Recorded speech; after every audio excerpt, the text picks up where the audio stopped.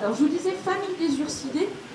Si on continue la classification, on parle de l'ordre, si on prend la classification, le groupe au-dessus, un peu plus général, les pandas géants appartiennent à l'ordre des carnivores.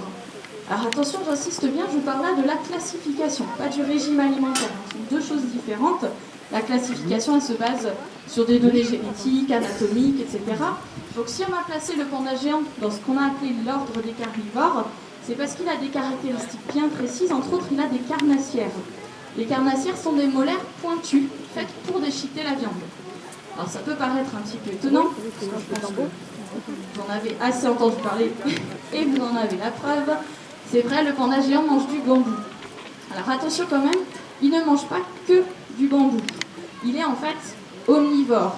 Je ne cache pas qu'il mange à 95% du bambou, mais à 5%, s'il en a l'occasion, l'opportunité, il peut manger des rongeurs, des insectes, des œufs, etc. Donc si ces carnassières, c'est pas juste pour ces 5% de viande qu'il mange actuellement, mais ça nous indique qu'autrefois, il était carnivore au niveau de son régime alimentaire. Et puis il a changé d'environnement, les croissants ont raréfié, etc. Et petit à petit, il a réussi à adapter un petit peu son régime alimentaire.